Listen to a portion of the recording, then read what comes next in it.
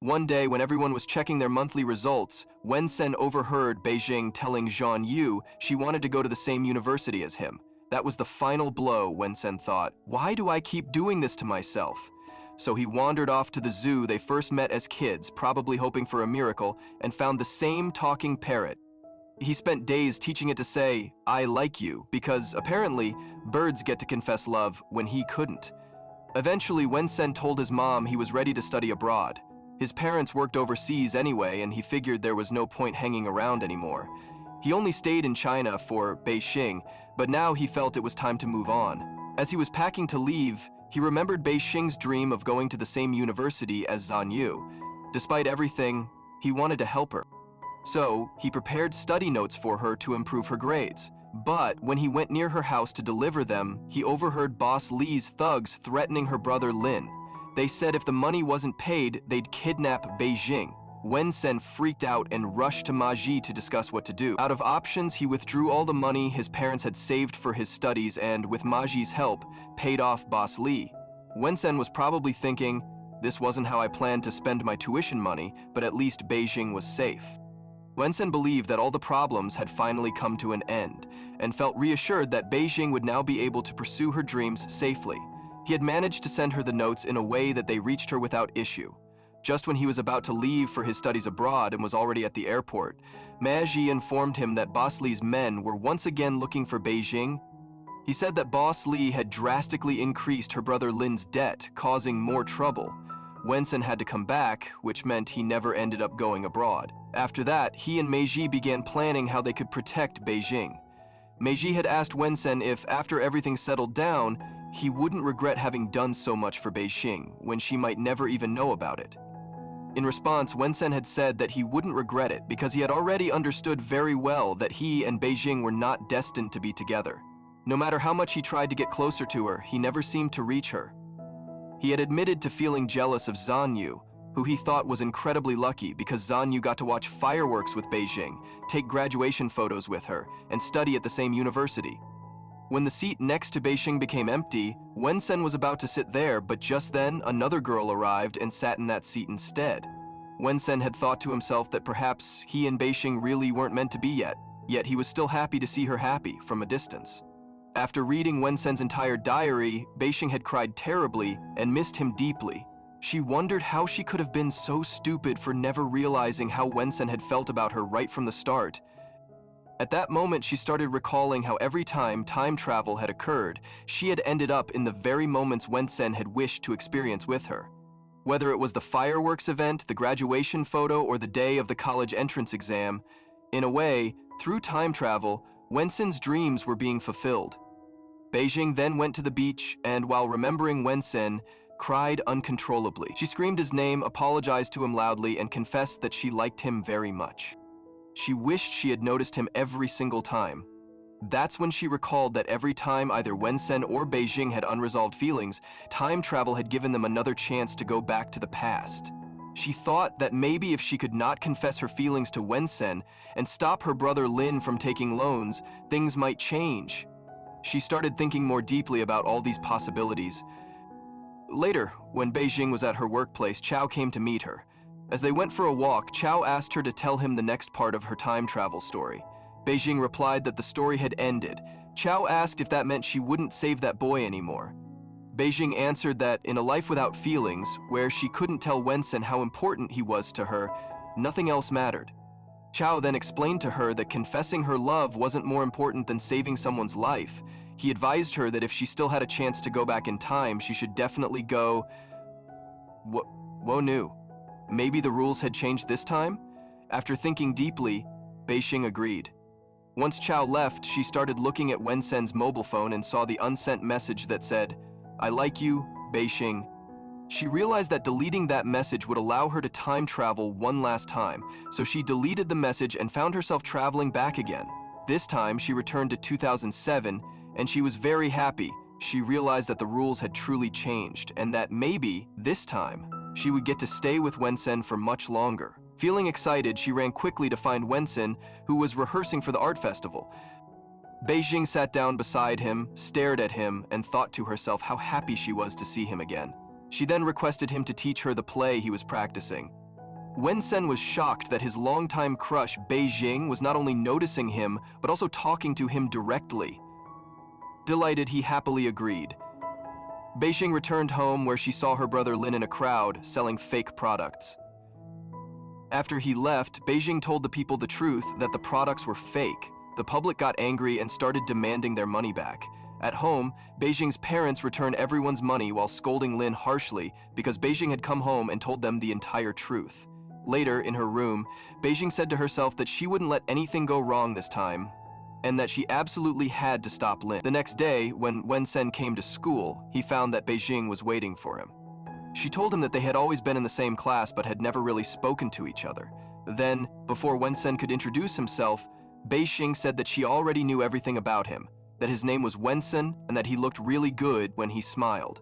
Wensen was overjoyed to hear Beijing's words, wondering if she was really praising him. Then, Beijing told him that they would go home together that day. The two of them were sitting together on the bus. Wensen's long-held dream of sitting next to Beijing had finally come true. As they rode the bus, Beijing played a song for Wensen. It was the same song Wensen had always wanted to play for her but had never managed to. He was stunned but happy.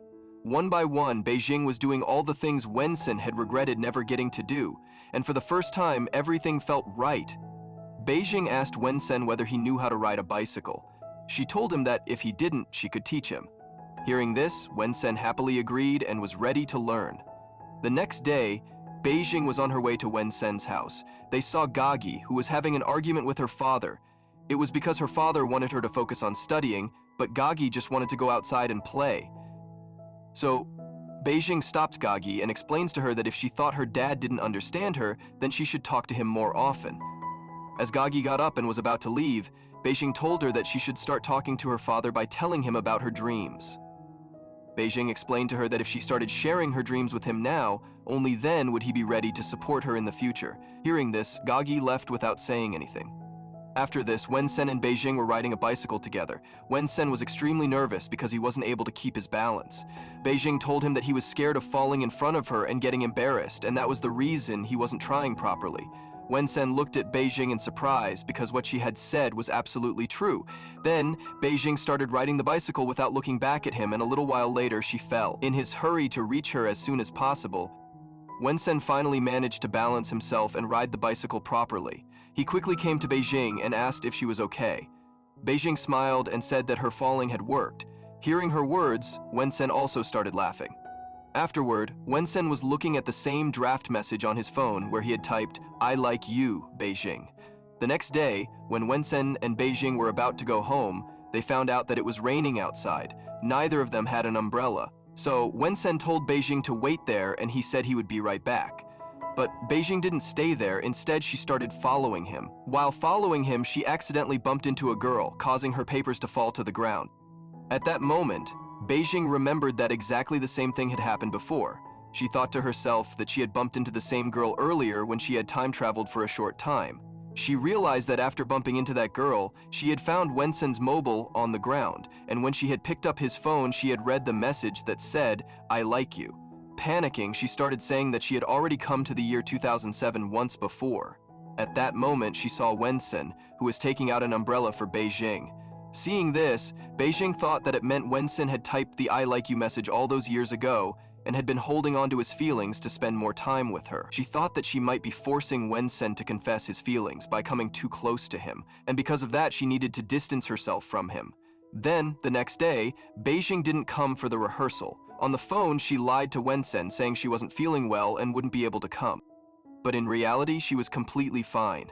Just then, Beijing's father came in and told her that they were going out, and he asked her not to fight with her brother Lin while they were gone. After hearing this, Beijing went to Lin and found out that he had again bought a lot of products to sell. Lin was telling her that the last time the products hadn't been good, but this time they were very good.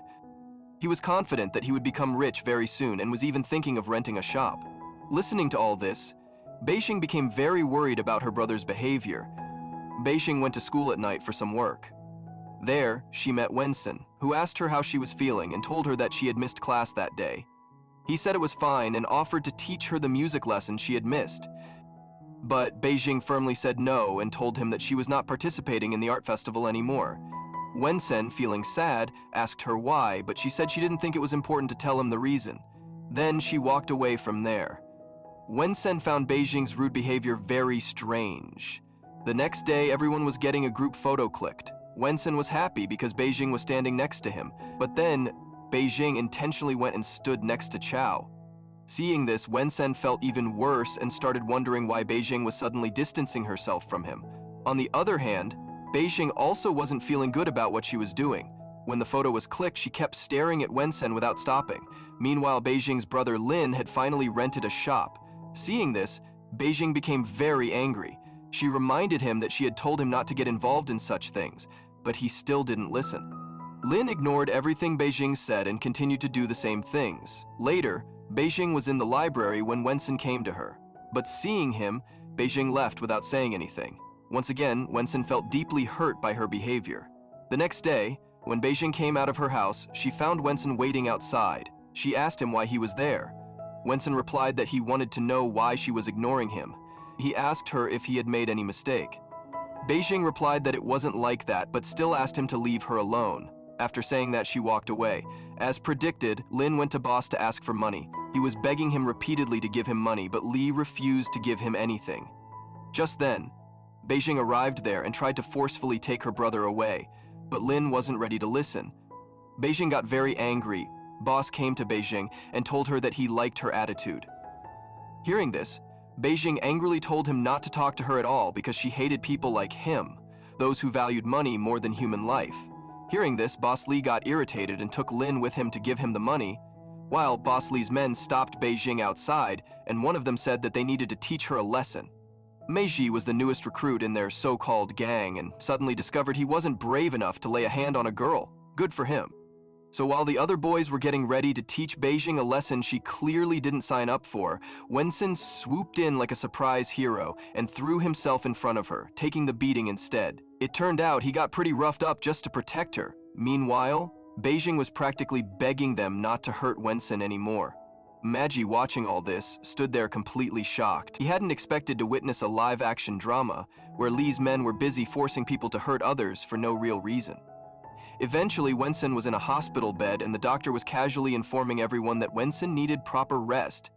Beijing, however, was not about to let this go. She scolded Wensen up and down, demanding why on earth he had risked his life for her and whether he ever thought about putting himself first for once. But fast forward to the next day, and Beijing was suddenly acting like Wensen's personal nurse. She even carried his bag to school so he wouldn't have shoulder pain.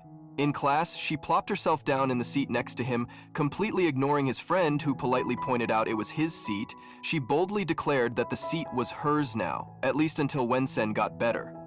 Wensen, who was clearly loving the attention, signaled his friend to just let it be. The friend, now convinced they were a couple, left. Later, in Wensen's house, the two of them were watching a movie together like an old married couple. Eventually, Wensen dozed off, and Beijing did too. But when Beijing woke up, things got dramatic. She stared at Wensen, thinking to herself how madly in love she was with him, and how impossible it was to stay away.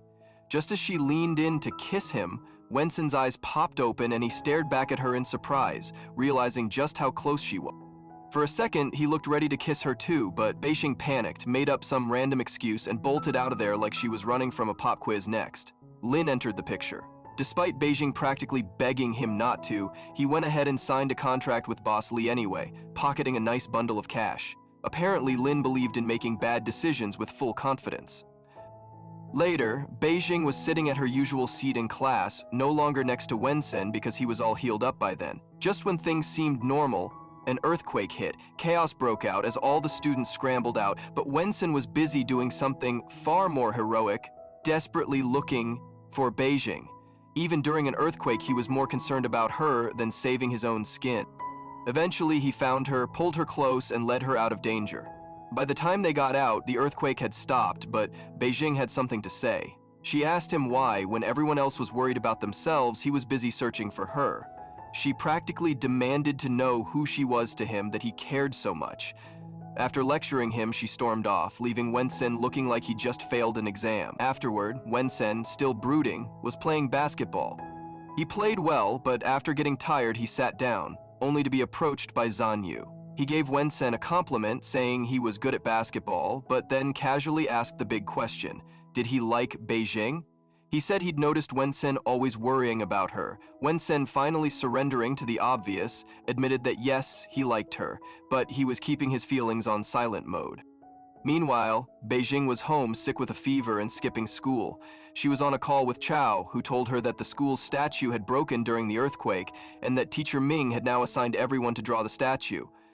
Beijing found that odd, since that task usually happened during college entrance exam season. She wondered why everything was happening earlier than scheduled. At that moment, Wensen showed up at her house with medicine and homework. Before Beijing could say much, they suddenly heard her mom screaming in pain. The two of them rushed to get her to the hospital, where the doctor told them her mom would need a small surgery on her leg. Beijing was stunned because that surgery wasn't supposed to happen yet, at least not according to her memory of events. She started realizing that things were seriously out of sync. The earthquake had happened in the wrong city. Lin had opened his shop too soon, and now even the statue competition was ahead of schedule. Basically, the timeline was doing whatever it wanted. That night, Beijing stayed at the hospital with her mom, and Wensen insisted on staying too, claiming he couldn't leave her alone. Beijing, however, had made up her mind. She flat out told him she didn't want his help anymore and asked him to please understand and leave. Wensen was left feeling like someone had stepped on his heart. Later, Beijing wrote in her diary, pouring out every detail of her time-traveling adventures. A to Z, nothing left out.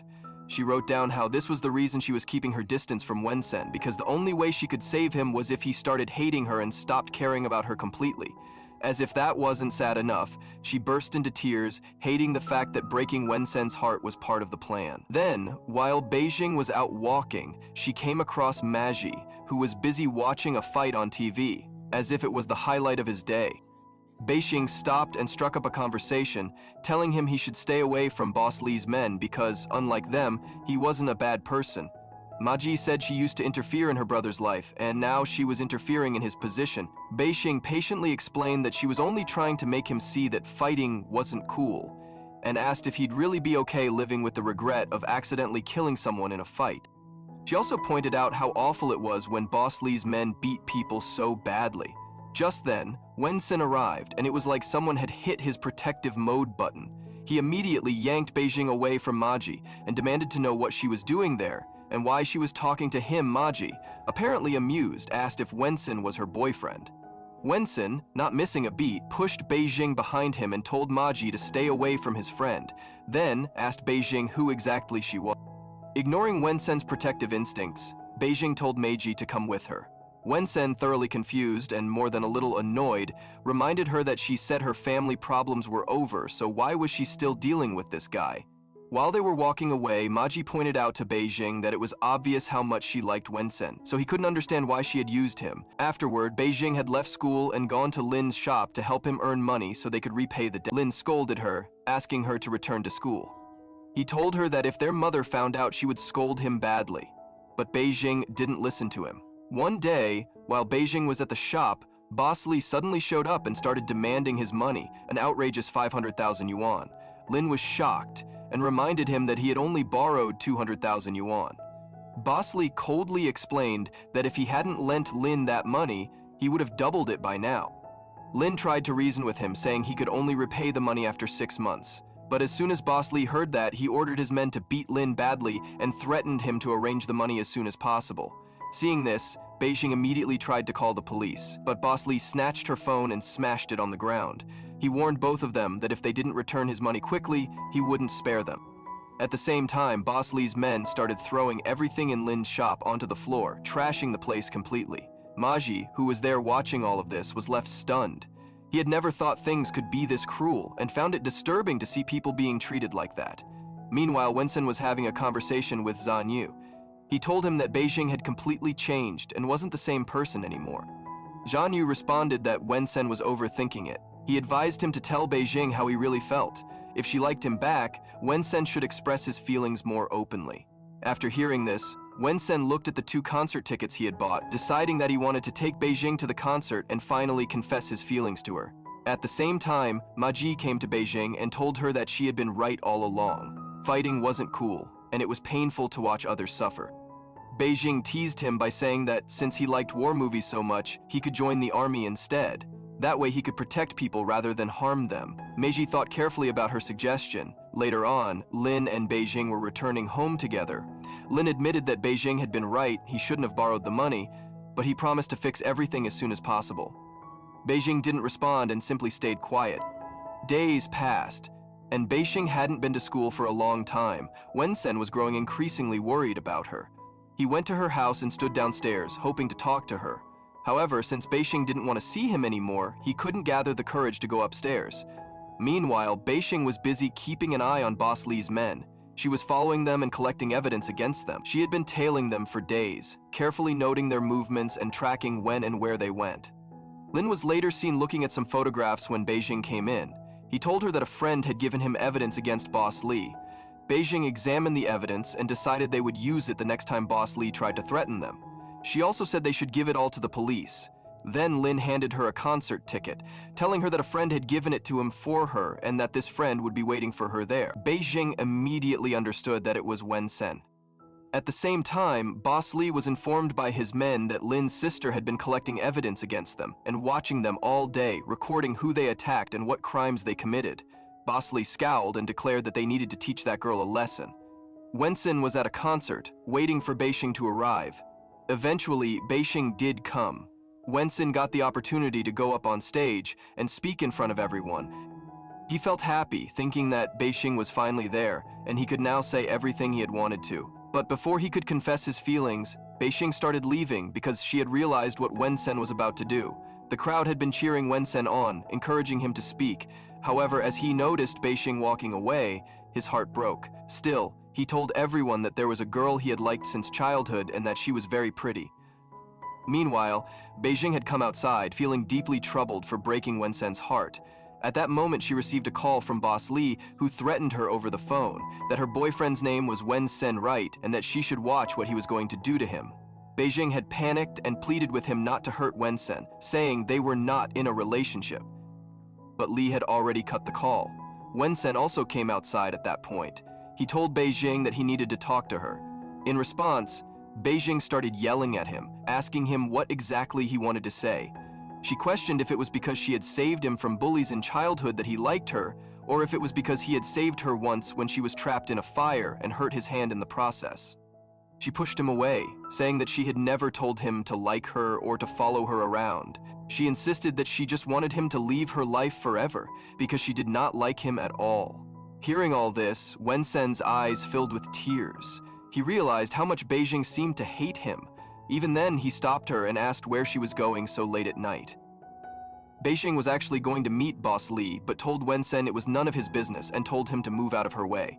Wensen's heart was completely broken. After she left, he cried badly and finally made up his mind that if Beijing hated him so much, he should really leave her life. At the same time, Beijing was crying just as much. But when she reached Boss Li's place was on fire. It wasn't clear what had happened there. Li was lying dead, and Beijing was also present, looking shocked at the scene. The next day, Wensen was talking to his friends. He told them that he was planning to go abroad. His friends asked him lots of questions, like when he was leaving. Beijing overheard their conversation and later asked Wensen at the bus stop whether he was really going abroad. At first, Wensen didn't reply, but then he confirmed it. He told her that she should be happy because now she wouldn't have to see his face again. He then boarded the bus, leaving Beijing feeling extremely upset. Beijing was sitting alone asking herself whether she was really happy now that Wensen hated her. Later, when Beijing was gathering her things from class, she accidentally dropped her diary, which Wensen found and picked up. Out of curiosity, he started reading it. He was completely shocked by what he read. Beijing had written about all her time travels, when and how they happened, and why she was pushing Wensen away to save his life. Wensen was stunned and couldn't believe time travel was even real. But since everything was written in Beijing's own handwriting, he started to believe it was true. He realized that Beijing had been dealing with all of this on her own. He decided that if she wanted him to stay away for his own safety, he would do exactly that. While Zanyu told Wensen that he had heard about his plans to go abroad, he said he wanted to throw Wensen a farewell party. Wensen agreed, and they invited Chao and Gagi too. Gagi suggested they should also invite Beijing, but Wensen refused, saying they shouldn't bother her. After that, Beijing was preparing a cake for Wensen. She wanted him to taste something she had made herself before he left. She called Chao and asked him to take the cake to the party. Chao insisted that she should bring it herself, but she explained that she wasn't invited so she couldn't come. She requested him to take it instead. Later, Wensen, Zanyu, and Gagyu were together at the party. Beijing arrived with Chao, who had convinced her to wear a costume to deliver the cake to Wensen by herself. They appeared at the party and Chao explained that the cake was from him for Wensen. Wensen was pleased, but as Beijing handed him the cake, she accidentally dropped it on him. Beijing quickly removed her costume and apologized. Everyone was even more surprised to see that it was her. Wensen asked her if she enjoyed teasing him, coming close whenever she felt like it and then pushing him away after saying whatever she wanted. Beijing tried to explain that it wasn't like that. Gagi also told them they should all let go of their anger because they were friends. However, Wensen didn't listen to anyone and walked away. Beijing suddenly remembered that she had read in Wensen's diary about how he wanted to watch the season's first snow with her. She called out, asking if they wouldn't watch the snow together. Still, Wensen didn't stop and walked away. The next day, Lin was watching the news about Boss Li's death. It was reported that his body had been found, but nobody knew who had killed him. Lin felt satisfied, thinking Boss Li had gotten what he deserved. On the other hand, Beijing seemed very worried as she watched the news. Wensen was also watching the same news report, which mentioned that a rabbit band had been found at the crime scene. Wensen was shocked because he remembered seeing a similar rabbit band with Beijing. He recalled that on the day of the incident, Beijing had seemed to be in a hurry to go somewhere. Later that night, Wensen was visiting the crime scene and he saw Beijing there, searching for something. He was stunned to see her but quickly hid. Back in his room, he broke down crying. He was worried Beijing might get caught up in the case. He immediately called his mother and told her that he was not going abroad anymore. Next day, the doctor informed her that her mother's condition had worsened. Beijing became even more worried about her mother.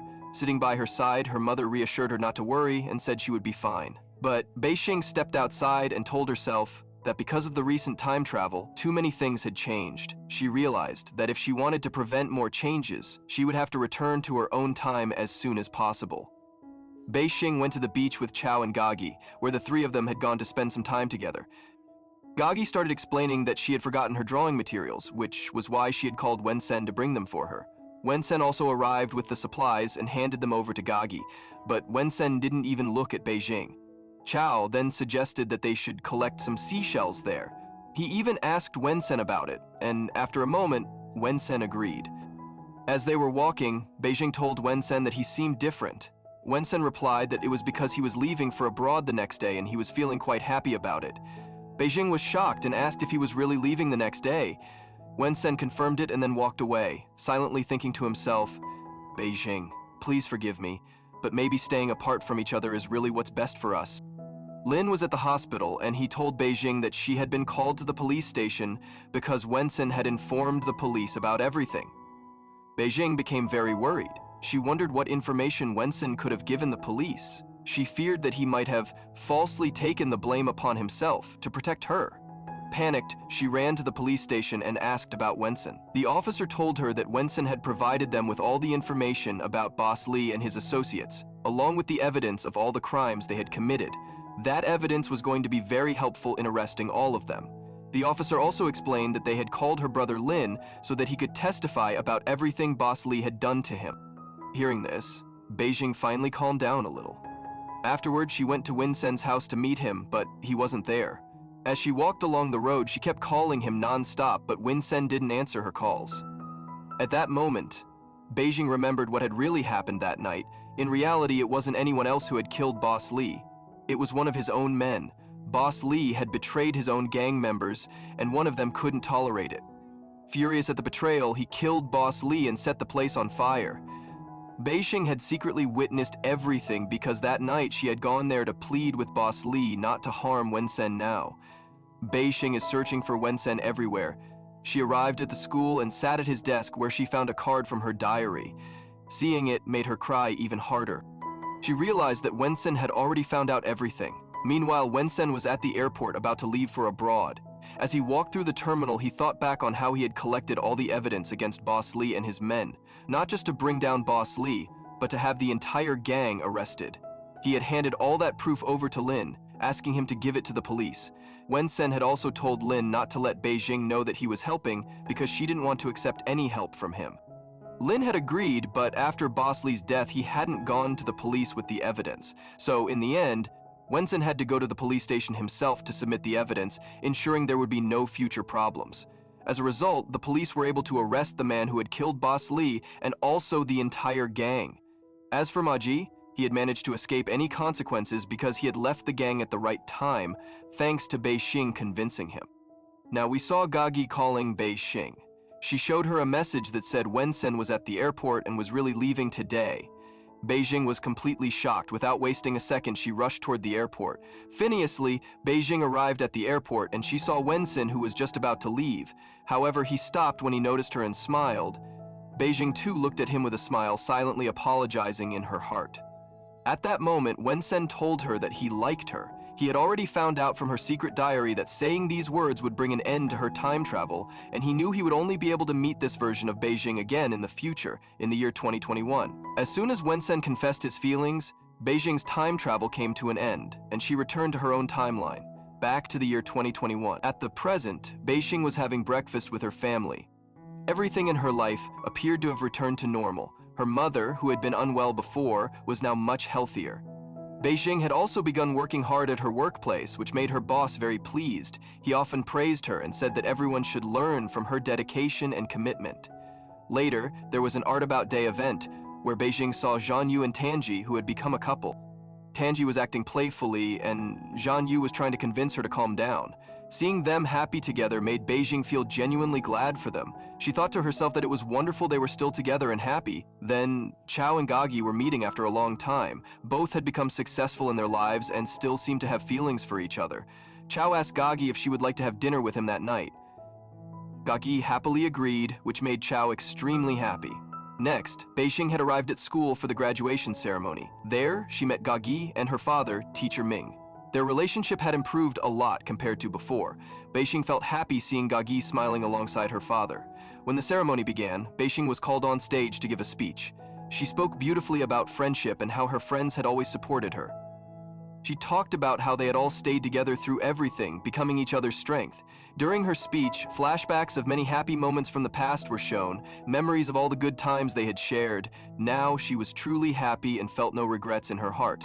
When her speech ended, everyone clapped for her. After that, the scene shifted to Beijing's workplace. Her boss was telling everyone about a test organized by the Animal Protection and Foreign Rescue Organization. He explained that whoever passed the test would become a veterinary doctor, which was a well-paying and highly respected job. Beijing decided right away that she would take the test at any cost. She started studying with full dedication, and eventually the day of the interview arrived. Beijing gave her best during the interview, and it went very well. As she was leaving, she found herself thinking about Wen-sen. She hoped that wherever he was happy and doing well. She also thought about how she wished he were there with her, especially with the first snowfall of winter about to begin.